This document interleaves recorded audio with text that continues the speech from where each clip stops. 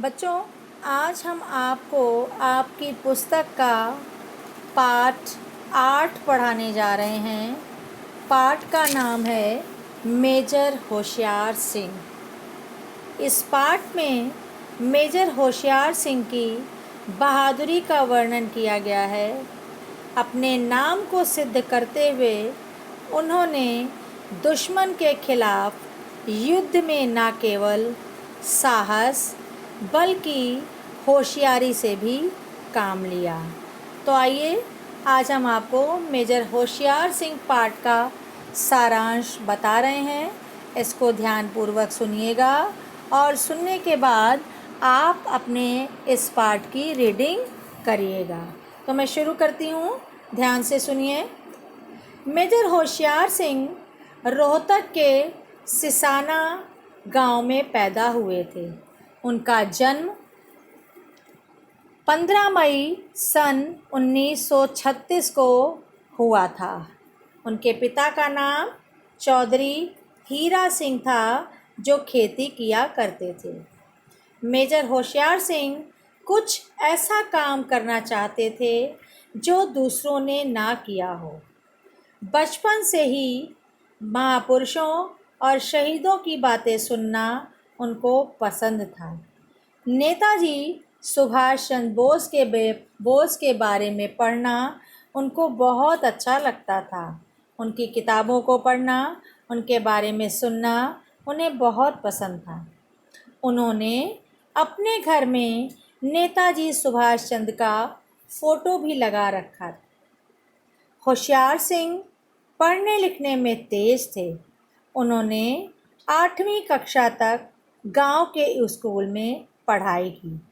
जब वे 7वीं कक्षा में थे तो उनका विवाह कर दिया गया। वे अन्य बच्चों के विपरीत अंधेरे से उन्हें कभी डर नहीं लगता था। वे खेल कूद में भाग लेते थे और उन्हें दूध, दही, मक्खन बहुत पसंद था। वे अपने स्वास्थ्य का विशेष ध्यान रखते थे। वे जब 15 साल के थे उन्हें बहुत नींद आती थी। वो सोचते रहते थे, उस नींद में सोचते रहते थे कि अब्राहम लिंकन इतने बड़े कैसे बन गए, महात्मा गांधी ने क्यों गोली खाई, कभी कुछ और कभी कुछ। इस तरह के विचार उनके दिमाग में सोते समय चलते रहते थे। वे खेल कूद में बहुत खुशी खुशी भाग लेते थे।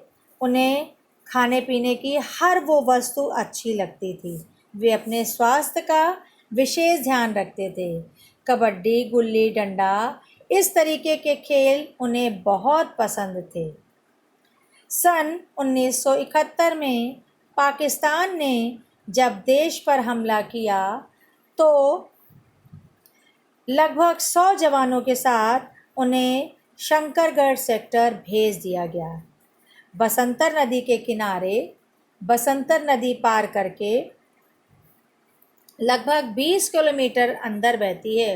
बसंतर नदी जो पाकिस्तान में लगभग 20 किलोमीटर अंदर बहती है, पार करते करते इन्होंने सेना के दुश्मन पर हमला बोल दिया। इन्हें बसंतर नदी जो पाकिस्तान में बहती है उस 20 किलोमीटर के अंदर जाकर पार करके इनकी सेना को दुश्मन पर हमला करना था।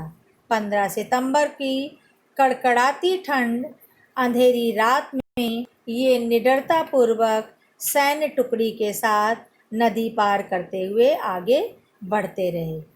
कदम कदम पर दुश्मनों ने बारूदी सुरंग बिछाई थी। दुश्मन की पैनी नज़रों से इनके सैन्य टुकड़ी को और इनको हर पल खतरा दिखाई दे रहा था। दुश्मन ने रोशनी देने वाले गोले छोड़ना शुरू किया। वो रोशनी देने वाले गोले छोड़ रहा था, जिस पर नज़र पड़ते ही सैनिकों पर गोलाबारी शुरू कर दी।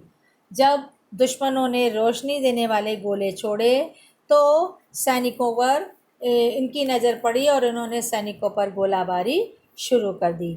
ऐसे में मेजर ने होशियारी से काम लिया।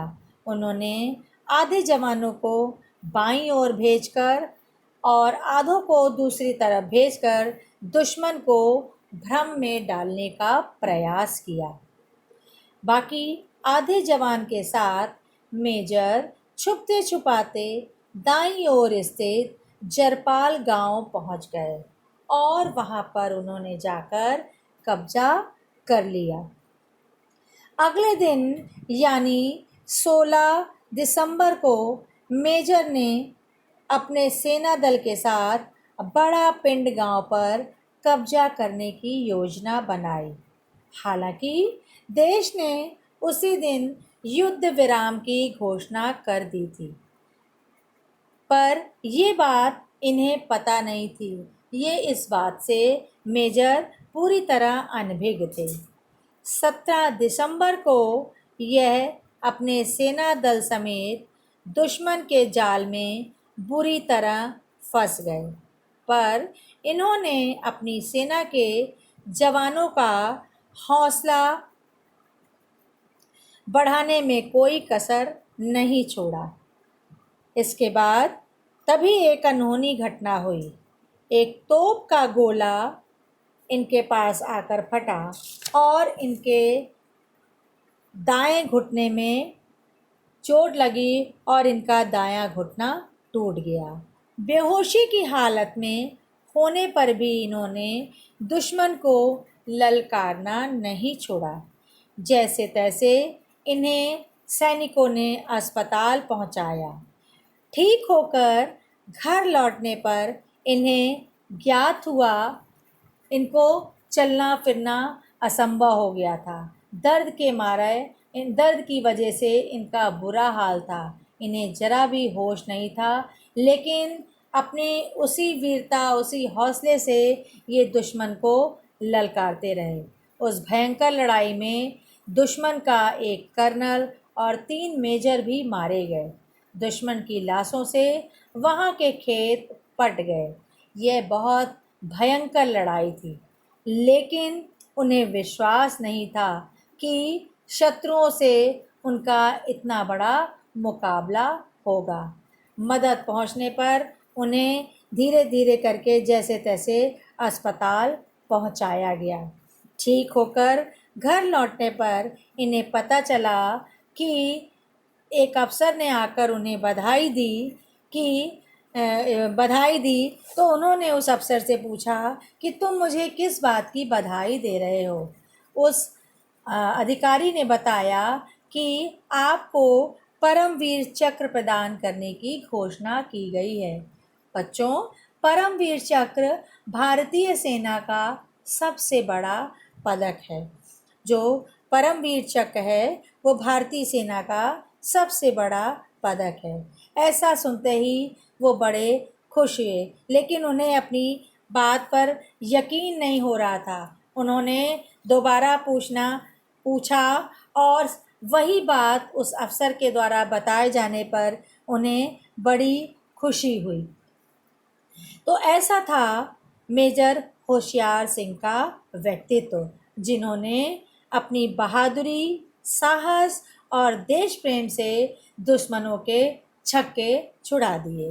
तो बच्चों, ये था आपके पाठ मेजर होशियार सिंह का सारांश। आशा है सभी बच्चों को अच्छी तरह समझ में आ गया होगा। आप सभी सारांश को ध्यानपूर्वक सुनिएगा और पाठ की रीडिंग लगाइएगा और इसके शब्दार्थ को आप अपनी कॉपी में अवश्य लिखिएगा। अब अगली कक्षा में मैं आपसे फिर मिलती हूँ। Bye bye.